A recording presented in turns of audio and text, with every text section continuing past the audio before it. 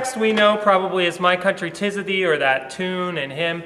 But let's think of it today as Hymn of the Week, as in God Save Our Gracious King. Welcome to today's Hymn of the Week, which is ELW 408, Come Thou Almighty King. I'm going to give us 3 points about the text and then 3 points about the music. Now the first one is we see the text, source unknown. I pretty much would agree with that. There are some theories, and one of them is what I just played for the opening, God Save Our Gracious King. Is it God Save Our Gracious King? Yes, by Charles Wesley. Now, why would Wesley be connected to this? Well, the reason is the unknown source that this is, or the text unknown source, was found in a 4-page pamphlet around 1757 with one of the hymns by Charles Wesley. This text was titled Hymn to the Trinity. So the next point is some scholars believe because Charles Wesley found this text with it, that Wesley maybe wrote a parody on God Save Our Gracious King with Come Thou Almighty King. Now I don't find so much humor in this parody, but I do think it is possible that this text could actually be by Charles Wesley. It's pretty easy to sing. It's also really well written, much like Love Divine Loves that's selling in some of his other texts that we find in the hymnal. So that's a great reminder. The other thing is we have biblical metaphors and imagery, my third point, that suggests that the church remains countercultural. It reminds us that no person, agency, or state is the ultimate, but Christ the King is the ultimate. So it certainly could have been composed, the text at least, as a response to God Save Our Gracious King. 1757, so we know at that time it was classical period if we're looking from the music history. Some people, because we usually define the Baroque ending at 1750 with the death of Johann Sebastian Bach. So some of the biblical metaphors we find in here. How about Almighty King, Glorious Father, Ancient of Days, Incarnate Word, Merciful and Mighty Lord, Holy Comforter, Spirit of Power, Great One and Three. Of course, bringing that Trinity back into play. How about some points about the music now? We see the music was written, or the tune, by Giardini, and also probably Baroque or classical. We can't say that for sure, but we have the dates of the composer here. Giardini was a famous violinist, and he was a well-known and greatly skilled violinist. He was born in Turin, and then he was also a chorister at the cathedral in Milan. So the next point I want to make is there were 4 tune names that are often linked to this. The first is Italian hymn. You can imagine why it's called Italian hymn because of the composer. We also have Moscow, which would refer to the place of the composer's death in 1796. We also have Trinity because it relates to the text. And we also have Giardini, the actual composer. But most well-known is Italian hymn. And here's a great feature of this hymn.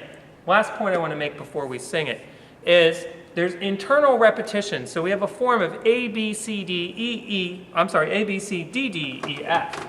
So if we look at measure 9, we have internal repetition, where the line just repeats itself.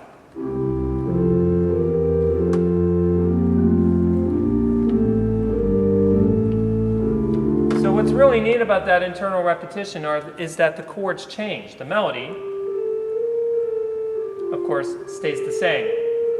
And usually we see that repetition in other spots of a hymn, but here we get to see it in the center or in the middle, again, offering that praise to the King. So it's interesting how these two met each other, these texts and this tune. We don't know all of the background about it, but I think I've given you at least some insight, hopefully that will help as we sing.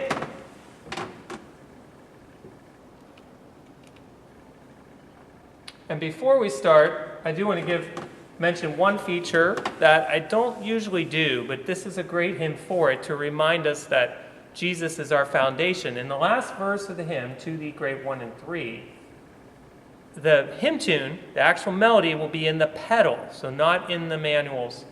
And so that will be a little different. So listen for that. So here we go.